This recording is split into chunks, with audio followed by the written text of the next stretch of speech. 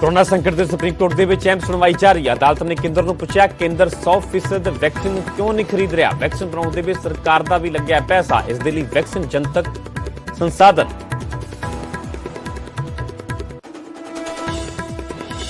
Lockdown से हरियाणा के BJP विधायक कृष्ण मिड्डा का वड्डा दावा, सूबे च जल्द लगेगा लॉकडाउन। बोले कोरोना के वादे कहर करके सरकार बना चुकी है पाबंदियों का मन।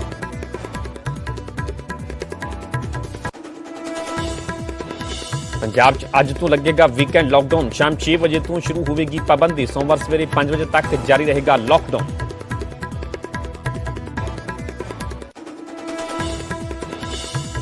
कोरोना संकट से अज मुख्यमंत्री कैप्टन की अगवाई च कोविड रिव्यू बैठक। दोपहर 2:30 बजे मौजूदा हालात की होगी समीक्षा। वैक्सीनेशन से ऑक्सीजन को लैके किया जाएगा मंथन।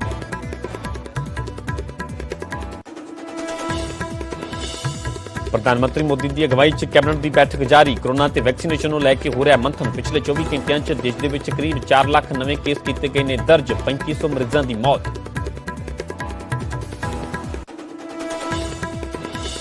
पटियाला च किसानों का जबरदस्त प्रदर्शन, ट्रैक्टरों से सीएम की रिहाइश वाल किया कूच। पुलिस के नाल हुई धक्का मुक्की, जमीन अकवायद करने का कर रहे सी विरोध। SIT की जांच रद्द होने से सिख जथेबंदियों का हल्ला बोल। कोटपुरा च कर रही ने प्रदर्शन, हाईकोर्ट ने खारिज की SIT की जांच।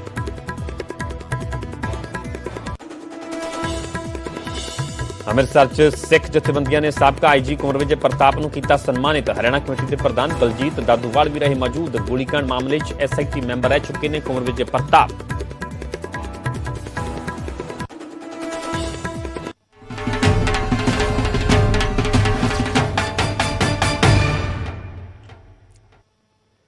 सत श्री अकाल, तुसीं देख रहे हो न्यूज़ 18 पंजाब हरियाणा हिमाचल। मैं परमिंदर सिंह तेजा, सारे दर्शकों का बुलेटिन स्वागत है। शुरुआत करांगे अहम सुनवाई तो। कोरोना ते सुप्रीम कोर्ट दे विच सुनवाई जारी है। वैक्सीन ते सुप्रीम कोर्ट ने केंद्र नूं सवाल पूछा है कि की सरकार लॉकडाउन ते विचार कर रही है।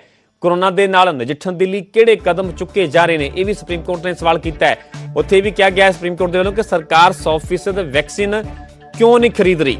100% वैक्सीन सरकार दे वल्लों क्यों नहीं खरीदी जा रही। वैक्सीन विकसित करने दे विच सरकार दा भी पैसा लगा है। जरूरी दवाइयां दा उत्पादन ते वंड क्यों नहीं हो रहा। इस सीधे तौर पर सुप्रीम कोर्ट दे वल्लों केंद्र सरकार नूं सवाल किए गए ने। सब तो वड्डा ते अहम सवाल तो यह किया गया कि की सरकार लॉकडाउन ते विचार कर रही है। नाल ये सवाल किया है कि कोरोना दे नाल नजिठण दे लई सरकार किहड़े कदम चुक रही है। सरकार 100% वैक्सीन क्यों नहीं खरीद रही। वैक्सीन विकसित करने दे विच सरकार दा भी पैसा लगा होया है।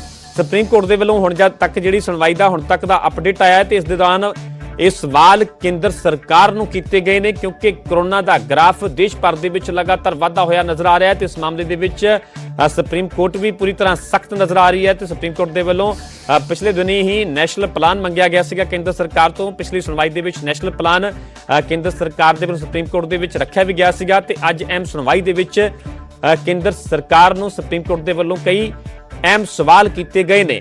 अहम सब तो बड़ा सवाल किया है कि की सरकार लॉकडाउन ते विचार कर रही है। कोरोना दे नाल नजिठण दे लई सरकार दे वल्लों किहड़े कदम चुके जा रहे ने। सरकार 100% वैक्सीन क्यों नहीं खरीद रही। वैक्सीन नूं लैके अहम सवाल किया है सुप्रीम कोर्ट के वल्लों क्योंकि वैक्सीनेशन की गल की जाए तो 1 मई तो तीजे फेज की भी शुरुआत हो रही है, जिस दौरान 18 तो वध उम्र के लोगों को भी वैक्सीन लग सकेगी। इस दे विचाले केंद्र सरकार नूं सुप्रीम कोर्ट के वल्लों सवाल किया गया कि सरकार 100% वैक्सीन क्यों नहीं खरीद रही। वैक्सीन विकसित करने दे विच सरकार का भी पैसा लगा होया है। नाल ये सवाल किया है कि जरूरी दवाइयां का उत्पादन ते वंड क्यों नहीं सही तरीके दे नाल हो रही। सीधे तौर पर केंद्र सरकार नूं ये सवाल सुप्रीम कोर्ट के वल्लों किए गए ने। केंद्र सरकार के वल्लों भी अपना जवाब, अपना पक्ष सुप्रीम कोर्ट के विच रखा जा रहा है। और जिहड़ी भी जानकारी इस सुनवाई नूं लैके साडे तक पहुंचेगी, असीं अपने दर्शकों तक सब तो पहला भरोसेमंद ते हर तरह की जिहड़ी सटीक जानकारी है वो असीं लगातार पहुंचाउंदे रहांगे क्योंकि कोरोना देश भर दे विच केंद्र सरकार दे लई, सूबा सरकारां दे लई एक वड्डी चुनौती बनिया होया है। लगातार ये ग्राफ जिहड़ा कोरोना दा वाधा होया नजर आ रहा है। लगातार मरीजों की गिणती, मौतों की गिणती वध रही है। जिवें कि अलग अलग जगहों तो कई जगहों तो अजिहियां खबरां भी आउंदियां ने कि ऑक्सीजन की घाट है। कई हस्पतालों दे विच ऑक्सीजन की घाट के कारण हुण तक कई मरीज भी दम तोड़ चुके ने। सो अपने आप दे विच लगातार असीं ये भी अपील कर रहे हैं कि इस स्थिति दे विच ਸਾਨੂੰ ਸਾਵਧਾਨੀ ਵਰਤਣੀ ਚਾਹੀਦੀ ਹੈ। ਸਾਵਧਾਨੀ ਵਰਤ ਕੇ ਹੀ ਅਸੀਂ ਆਪਣਾ ਬਚਾਅ ਕਰ ਸਕਦੇ ਹਾਂ, ਆਪਣੇ ਪਰਿਵਾਰ ਦਾ ਬਚਾਅ ਕਰ ਸਕਦੇ ਹਾਂ, ਆਲੇ ਦੁਆਲੇ ਦਾ ਬਚਾਅ ਕਰ ਸਕਦੇ ਹਾਂ। ਸੋ ਲਗਾਤਾਰ ਸੁਪਰੀਮ ਕੋਰਟ ਸਰਕਾਰ ਵੀ ਹਰਕਤ ਦੇ ਵਿੱਚ ਲਗਾਤਾਰ ਨਜ਼ਰ ਆ ਰਹੀ ਹੈ। ਤਰ੍ਹਾਂ ਦੇ ਫੈਸਲੇ ਵੀ ਲਏ ਜਾ ਰਹੇ ਨੇ। ਸੁਪਰੀਮ ਕੋਰਟ ਵੀ ਇਸ ਮਾਮਲੇ ਨੂੰ ਲੈ ਕੇ, ਕੋਰੋਨਾ ਦੇ ਵੱਧਦੇ ਗ੍ਰਾਫ ਨੂੰ ਲੈ ਕੇ ਸਖਤ ਨਜ਼ਰ ਆ ਰਹੀ ਹੈ। ਅੱਜ ਅਹਿਮ ਸੁਣਵਾਈ ਸੁਪਰੀਮ ਕੋਰਟ ਦੇ ਵਿੱਚ ਆ ਰਹੀ ਹੈ ਤੇ ਜੇ ਹੁਣ ਤੱਕ ਦੀ ਸੁਣਵਾਈ ਦੀ ਗੱਲ ਕੀਤੀ ਜਾਵੇ ਤਾਂ ਅਹਿਮ ਸਵਾਲ ਸੁਪਰੀਮ ਕੋਰਟ ਦੇ ਵੱਲੋਂ ਕੇਂਦਰ ਸਰਕਾਰ ਨੂੰ ਕੀਤੇ ਗਏ ਨੇ। ਸਭ ਤੋਂ ਵੱਡਾ ਤੇ ਅਹਿਮ ਸਵਾਲ ਕੀਤਾ ਹੈ ਕਿ ਕੀ ਸਰਕਾਰ ਲੋਕਡਾਊਨ ਤੇ ਵਿਚਾਰ ਕਰ ਰਹੀ ਹੈ। ਫਿਲਹਾਲ ਅਜਿਹਾ ਕੋਈ ਵੀ ਫੈਸਲਾ ਕੇਂਦਰ ਸਰਕਾਰ ਦੇ ਵੱਲੋਂ ਨਹੀਂ ਲਿਆ ਗਿਆ। ਸੂਬਾ ਸਰਕਾਰਾਂ ਹੀ ਸਥਿਤੀ ਦੇ ਮੁਤਾਬਕ, ਸਥਿਤੀ ਨੂੰ ਮੁੱਖ ਰੱਖਦੇ ਹੋਏ ਆਪਣੇ ਪੱਧਰ ਤੇ ਫੈਸਲਾ ਲੈ ਰਹੀਆਂ ਨੇ। ਜਿਵੇਂ ਗੱਲ ਪੰਜਾਬ ਦੀ ਕੀਤੀ ਜਾਵੇ, ਹਰਿਆਣਾ ਦੀ ਕੀਤੀ ਜਾਵੇ, ਇਸ ਤੋਂ ਇਲਾਵਾ ਦਿੱਲੀ ਦੇ ਵਿੱਚ ਜਿਵੇਂ ਕਿ ਦਿੱਲੀ ਸਰਕਾਰ ਨੇ ਆਪਣੇ ਪੱਧਰ ਤੇ ਪੂਰੀ ਤਰ੍ਹਾਂ ਲੋਕਡਾਊਨ ਦਾ ਫੈਸਲਾ ਲਿਆ। ਪਹਿਲਾਂ 1 ਹਫ਼ਤਾ, ਫਿਰ 1 ਹਫ਼ਤਾ ਹੋਰ ਅੱਗੇ ਵਧਾਇਆ ਗਿਆ ਤੇ ਇਸ ਤਰ੍ਹਾਂ ਸੂਬਾ ਸਰਕਾਰਾਂ ਆਪਣੇ ਪੱਧਰ ਤੇ ਫੈਸਲਾ ਲੈ ਰਹੀਆਂ ਨੇ। ਪਰ ਕੇਂਦਰ ਸਰਕਾਰ ਦੇ ਵੱਲੋਂ ਫਿਲਹਾਲ ਇਸ ਤੇ ਕੋਈ ਵੀ ਫੈਸਲਾ ਨਹੀਂ ਲਿਆ ਗਿਆ। ਪਰ ਸੁਪਰੀਮ ਕੋਰਟ ਨੇ ਜ਼ਰੂਰ ਕੇਂਦਰ ਸਰਕਾਰ ਨੂੰ ਸਵਾਲ ਕੀਤਾ ਹੈ ਕਿ ਵੈਕਸੀਨ ਤੇ ਸੁਪਰੀਮ ਕੋਰਟ ਨੇ ਇਹ ਸਵਾਲ ਕੀਤਾ ਕਿ ਕੀ ਸਰਕਾਰ ਲੋਕਡਾਊਨ ਤੇ ਵਿਚਾਰ ਕਰ ਰਹੀ ਹੈ। ਜਿੱਥੇ ਵੈਕਸੀਨ ਨੂੰ ਵੀ ਸਵਾਲ ਕੀਤਾ ਹੈ ਕਿ ਸਰਕਾਰ 100% ਵੈਕਸੀਨ ਕਿਉਂ ਨਹੀਂ ਖਰੀਦ ਰਹੀ। ਵੈਕਸੀਨ ਵਿਕਸਿਤ ਕਰਨ ਦੇ ਵਿੱਚ ਸਰਕਾਰ ਦਾ ਵੀ ਪੈਸਾ ਲੱਗਿਆ ਹੋਇਆ ਹੈ। ਸੁਪਰੀਮ ਕੋਰਟ ਨੇ ਕੇਂਦਰ ਸਰਕਾਰ ਨੂੰ ਕਿਹਾ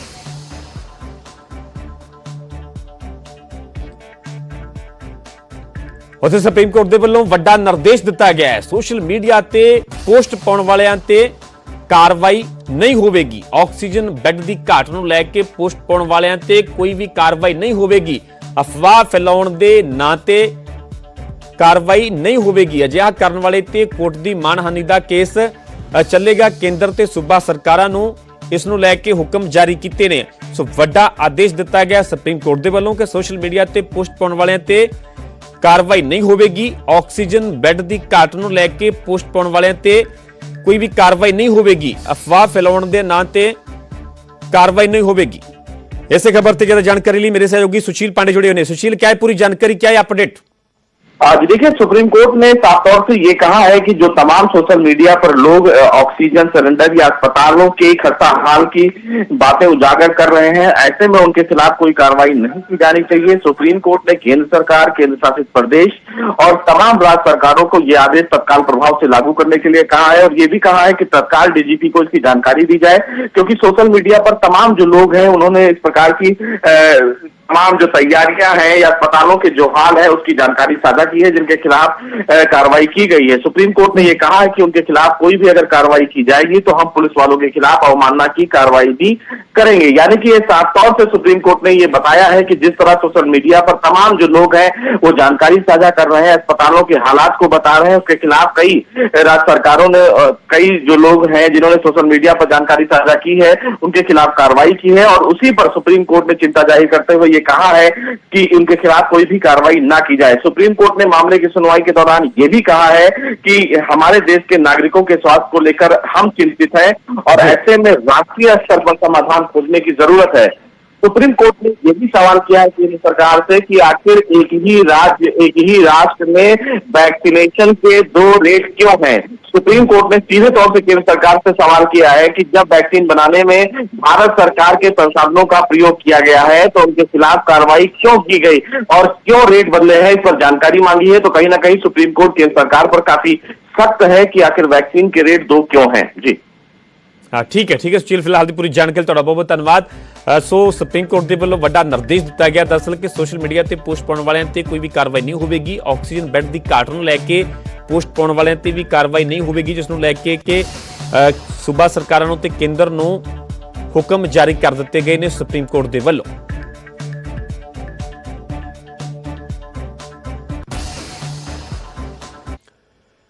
रुख करते अगली खबर का। कोरोना ते अज कोविड रिव्यू बैठक होने जा रही है। मुख्यमंत्री कैप्टन अमरिंदर की अगवाई दे विच बैठक होगी। दोपहर 2:30 बजे यह बैठक होने जा रही है। वैक्सीनेशन ते ऑक्सीजन को लैके इस बैठक के चर्चा होगी। पंजाब दे विच लगातार कोरोना के मामले वधदे हुए नजर आ रहे हैं। मौतों का आंकड़ा भी मरीजों का आंकड़ा भी लगातार वध रहा है। तो समय समय पर कोविड रिव्यू बैठक की जाती है मुख्यमंत्री कैप्टन अमरिंदर की अगवाई दे विच ते अज भी ये बैठक होने जा रही है। जेकर खास तौर पर इस मुद्दे की गल की जाए, इस बैठक के किहड़े-किहड़े मुद्दे विचारे जाने, तो वैक्सीनेशन को लैके ते ऑक्सीजन को लैके इस बैठक के चर्चा होगी। जिवें कि बलबीर सिद्धू कल उन्होंने न्यूज़ 18 नाल गलबात करदे दस्सिया सीगा कि ਆਕਸੀਜਨ ਦੀ ਵੀ ਕਿਤੇ ਨਾ ਕਿਤੇ ਸਮੱਸਿਆ, ਜਿੰਨੀ ਆਕਸੀਜਨ ਚਾਹੀਦੀ ਹੈ ਉਨੀ ਆਕਸੀਜਨ ਸੂਬੇ ਦੇ ਕੋਲ ਨਹੀਂ ਹੈ। ਸੋ ਇਸੇ ਖਬਰ ਤੇ ਜ਼ਿਆਦਾ ਜਾਣਕਾਰੀ ਲਈ ਮੇਰੇ ਸਹਿਯੋਗੀ ਪੰਕਜ ਕਪਾਹੀ ਜੁੜੇ ਹੋਏ ਨੇ। ਪੰਕਜ, ਅੱਜ ਦੀ ਕੋਵਿਡ ਰਿਵਿਊ ਬੈਠਕ ਕਿੰਨੀ ਕੁ ਅਹਿਮ ਰਹਿਣ ਵਾਲੀ ਹੈ?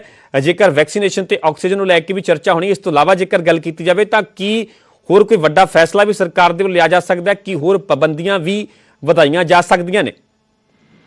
बिल्कुल परमिंदर, क्योंकि लगातार नंबर ऑफ केस कोविड के बढ़ रहे हैं और अजिहे सरकार नवी गाइडलाइन जी है जारी कर सकती है, क्योंकि केस के जो आंकड़े सामने आ रहे हैं जिस तरीके वैक्सीनेशन की एक वड्डी कमी, ऑक्सीजन की वड्डी कमी है। 2 प्लांट केंद्र सरकार को लगाने की लगातार मंजूरी जी है पंजाब सरकार वालों मंगी जा रही है और अजिहे जो केस बढ़ रहे हैं तो नवी गाइडलाइन जी ने वो पंजाब सरकार वालों जारियां की जा सकती हैं। अज डॉक्टर के तलवार की अगवाई दे विच जो कोविड रिव्यू कमेटी है वो मुख्यमंत्री नूं नवे सुझाव जिहड़े है वो दे सकती है, क्योंकि अज तो लोग वीकेंड लॉकडाउन भी जिहड़ा है परमिंदर शुरू पंजाब दे विच होएगा शाम तो अजिहे च अगे लॉकडाउन वर्गे हालात बननगे या नहीं बननगे ये भी अज की मीटिंग दे विच विचारिया जाएगा।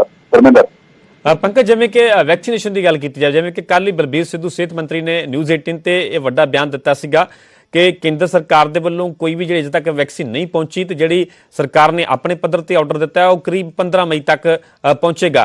तो अजिहे हालातों को लैके भी अज की चर्चा हो सकती है कि आखिरकार तीजा फेस फिर सूबे दे विच किवें शुरू होवे? क्योंकि जेडे लोगों ने फर्स्ट डोज लई है तो वो सैकेंड डोज जी है उन्होंने तक नहीं पहुंच रही, सैकेंड डोज उन्होंने नहीं मिल पा रही। तो अजिहे लगातार जो टीचा भी रखा हुआ है कि ज्यादा तो ज्यादा वैक्सीनेशन लोगों लगाई जाए। और वड्डी गल परमिंदर यह है कि 1 मई तो 18 साल तो वध उम्र के लोगों वैक्सीन शुरुआत की जानी है और अजिहे पंजाब को अज दोपहर तक भी जो सेहत मंत्री कह रहे थे कि वैक्सीनेशन मौजूद है, तो केंद्र सरकार नाल गलबात भी की जा रही है और अपने पद्धर से भी पंजाब सरकार जी कोशिश कर रही है कि वैक्सीनेशन पंजाब जल्द तो जल्द पहुंच सके। हाँ, ठीक है पंकज, फिलहाल की पूरी जानकारी बहुत बहुत धन्यवाद। अपडेट लिए फिर तुहाडा रुख करांगे। सो अज कोविड रिव्यू बैठक होने जा रही है, जिवें कि मेरे सहयोगी पंकज कपाही जानकारी दे रहे सन कि नवीं गाइडलाइनस भी जिहड़ियां अज सरकार दे वल्लों जारी कीतियां जा सकदियां ने, क्योंकि सूबे दे विच एक वड्डी चुनौती कोरोना बनिया होया है। मौतां दा अंकड़ा लगातार वध रहा है, मरीज़ां दा अंकड़ा लगातार वध रहा है। हालांकि सरकार दे वल्लों वीकेंड लॉकडाउन का भी फैसला लिया गया है तो जिहड़ा नाइट कर्फ्यू का समा भी पिछले दिन बदला गया सीगा। हुण शाम नूं 6 बजे तो लैके सवेरे 5 बजे तक नाइट कर्फ्यू भी हुंदा है तो होर भी पाबंदियां वधाईयां जा सकदियां ने, होर भी कोई वड्डा फैसला अज दी इस बैठक दे विच लिया जा सकदा है।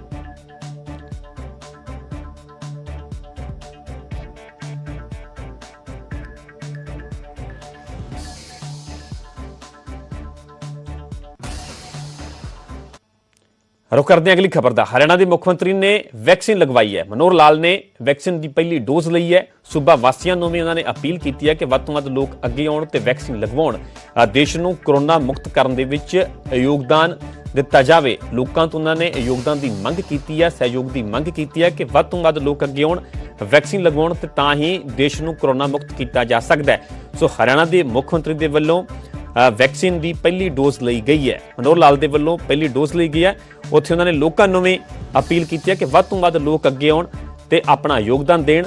वैक्सीन ही एक सब तो वड्डा साडे कोल हथियार है जिस दे जरिए असीं कोरोना नूं मात दे सकते हैं, कोरोना खिलाफ जंग जित सकते हैं। जिथे कि आम जनता वध तो वध लोग अगे आ रहे हैं, क्योंकि हौली हौली जिवें जिवें लोगों के विच जागरूकता पैदा हो रही है तो वैक्सीनेशन के लिए वध तो वध लोग अगे आ रहे हैं तो तेजी के नाल वैक्सीनेशन हो भी रही है। तो हरियाणा के मुख्यमंत्री मनोहर लाल के वल्लों भी वैक्सीन की पहली डोज ली गई है। तो सूबा वासियों ने अपील की है कि वध तो वध लोग अगे आउण, वैक्सीन लगवाउण, अपने आप को सुरक्षित रखण, अपने परिवार को सुरक्षित रखण ते एक दिन देश कोरोना तो मुक्त होवे।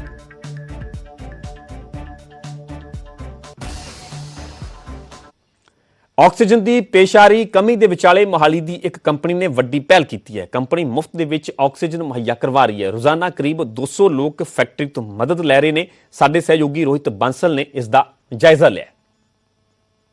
पासे देश में जिथे ऑक्सीजन की कमी पाई जा रही है उत्थे ही मोहाली की एक फैक्ट्री ने बड़ा उद्यम किया और लोड़वंदां नूं जिहड़ी मुफ्त ऑक्सीजन है वो सप्लाई की जा रही है। तुसीं देख सकते हो कि इस वक्त असीं फैक्ट्री के बिल्कुल अंदर खड़े हुए हैं जिस जगह पर ऑक्सीजन के जोड़े सिलेंडर है वो फिल किए जा रहे हैं और इन्हों वालों एक जी ऑक्सीजन के सिलेंडर ने जोड़े घरेलू इस्तेमाल के लिए होंगे ने वो सिलेंडर फ्री भरे जा रहे हैं। तुसीं देख सकते हो कि जोड़े ये सिलेंडर ने ये छोटे साइज़ के सिलेंडर ने और ये सिलेंडर इन्हों वालों इत्थे ਫ੍ਰੀ ਭਰੇ ਜਾ ਰਹੇ ਨੇ ਮੋਹਾਲੀ ਦੇ ਇੰਡਸਟਰੀਅਲ ਏਰੀਆ ਫੇਸ 9 ਦੇ ਵਿੱਚ ਪਲਾਟ ਨੰਬਰ 315।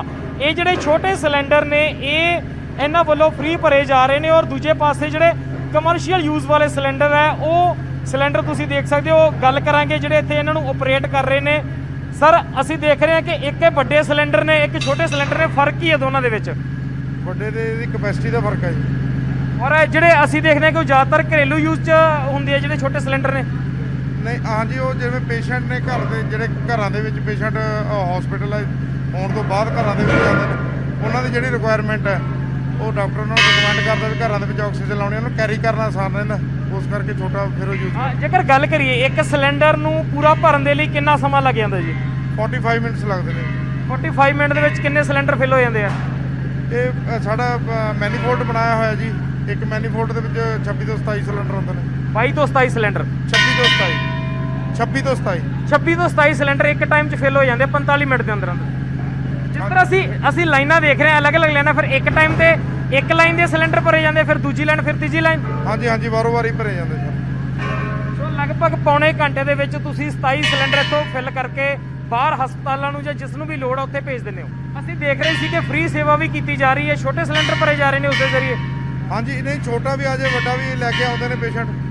ਉਹ ਜਿਵੇਂ ਅਗਲੇ ਕੋਲ ਸਿਲੰਡਰ ਹੁੰਦਾ ਹੈ, ਸਾਡੇ ਸਾਹਿਬ ਉਹਨਾਂ ਵੱਲੋਂ, ਸਦੇਵਾ ਸਾਹਿਬ ਵੱਲੋਂ, ਰਵਿੰਦਰ ਜੀ, ਹਰਪ੍ਰੀਤ ਜੀ, ਬਵਨੀਤ ਜੀ, ਇਹਨਾਂ ਵੱਲੋਂ ਇਹ ਸੇਵਾ ਸ਼ੁਰੂ ਤੋਂ ਹੀ 93 ਤੋਂ ਹੀ ਚੱਲ ਰਹੀ ਹੈ ਜੀ। ਅਸੀਂ ਪੇਸ਼ੈਂਟ ਨੂੰ ਜਿਹੜੀ ਮੈਡੀਕਲ ਗੈਸ ਅਸੀਂ ਦਿੰਦੇ ਹਾਂ ਉਹ ਫ੍ਰੀ ਚੱਲ ਰਹੀ ਹੈ। ਇਹ ਜਿਹੜੀ ਸੇਵਾ ਹੈ ਜੀ 24 ਘੰਟੇ ਚੱਲਦੀ ਰਹਿੰਦੀ ਹੈ? 24 ਘੰਟਿਆਂ 'ਚ ਜਦੋਂ ਮਰਜ਼ੀ ਬੰਦਾ ਆ ਕੇ ਭਰਾ ਸਕਦਾ ਜਾਂ ਕੋਈ ਟਾਈਮ ਰੱਖਿਆ ਹੋਇਆ? ਨਹੀਂ, ਜਦੋਂ ਮਰਜ਼ੀ ਆਵੇ ਜੀ, 24 ਆਵਰ ਚੱਲ ਰਿਹਾ। ਹੁਣ ਮੈਂ ਰਾਤ ਦਾ ਡਿਊਟੀ ਤੇ ਹਾਂ, ਹੁਣ ਤੱਕ ਚੱਲ ਰਹੇ ਹਾਂ। ਇੱਕ ਦਿਨ 'ਚ ਐਵਰੇਜ ਕਿੰਨੇ ਕੁ ਲੋਕ ਨੇ ਜਿਹੜੇ ਫ੍ਰੀ ਦੀ ਸੇਵਾ ਕਰਵਾਉਂਦੇ ਨੇ ਜਾਂ ਫ੍ਰੀ ਦੀ ਸੇਵਾ ਲੈਂਦੇ ਨੇ? ਮੇਰੇ ਹਿਸਾਬ ਨਾਲ ਜੀ 200, 250, 300 ਵੀ ਹੋ ਜਾਊਗਾ, ਮੈਨੂੰ ਪਤਾ ਨਹੀਂ ਲੱਗ ਰਿਹਾ। ਇੱਥੇ ਤਾਂ ਹੁਣ ਸਾਡੇ ਕੋਲ ਸਿਲੰਡਰ ਆਉਂਦਾ, ਮੈਂ ਤਾਂ ਪਿੱਛੇ ਆ। ਕਹਿ ਸਕਦਾ ਮੋਹਾਲੀ ਦਾ ਬੈਸਟ ਇੱਕ ਜਿਹੜਾ ਮਾਲ ਆ ਉਹਦੇ ਬਿਲਕੁਲ ਸਾਹਮਣੇ ਦਾ ਇਹ ਏਰੀਆ, ਕਿਉਂਕਿ ਬਹੁਤ ਸਾਰੇ ਲੋਕਾਂ ਨੂੰ ਸ਼ਾਇਦ ਇਸ ਦੇ ਬਾਰੇ ਨਾ ਪਤਾ ਹੋਵੇ। ਸੋ ਜੇਕਰ ਕਿਸੇ ਵੀ ਮਰੀਜ਼ ਨੂੰ ਇਸ ਚੀਜ਼ ਦੀ ਲੋੜ ਪੈਂਦੀ ਹੈ ਤਾਂ ਇੱਥੇ ਆ ਕੇ ਆਕਸੀਜਨ ਦੀ ਜਿਹੜੀ ਘਾਟ ਹੈ ਕਿ ਉਸ ਨੂੰ ਪੂਰਾ ਕੀਤਾ ਜਾ ਸਕਦਾ ਹੈ। ਕੈਮਰਾਮੈਨ ਵਿਨੋਦ ਦੇ ਨਾਲ ਰੋਹਿਤ ਬਾਂਸਲ, ਪੱਕਾ ਨਿਊਜ਼ 18 ਪੰਜਾਬ, ਮੋਹਾਲੀ। ਉੱਥੇ ਪੰਜਾਬ ਦੇ ਵਿੱਚ ਵੈਕਸੀਨੇਸ਼ਨ ਦੇ ਨਾਲ-ਨਾਲ ਟੈਸਟਿੰਗ ਤੇ ਵੀ ਪੂਰਾ ਜ਼ੋਰ ਦਿੱਤਾ ਜਾ ਰਿਹਾ ਹੈ। ਮੋਗਾ ਬੱਸ ਸਟੈਂਡ ਦੇ ਨੇੜੇ ਲੋਕਾਂ ਦੇ ਰੈਪਿਡ ਟੈਸਟ ਕੀਤੇ ਜਾ ਰਹੇ ਨੇ ਤੇ ਮਹਿਜ਼ 10 ਮਿੰਟਾਂ ਦੇ ਅੰਦਰ ਇਸ ਦੀ ਰਿਪੋਰਟ ਵੀ ਦਿੱਤੀ ਜਾ ਰਹੀ ਹੈ। ਉਹਨਾਂ ਦੀ ਤੇਜ਼ੀ ਨਾਲ ਵੱਧ ਰਹੀ ਰਫ਼ਤਾਰ ਨੂੰ ਲੈ ਕੇ ਸਰਕਾਰਾਂ ਵੱਲੋਂ ਵੀ ਪਾਬੰਦੀਆਂ ਲਗਾ ਦਿੱਤੀਆਂ ਗਈਆਂ।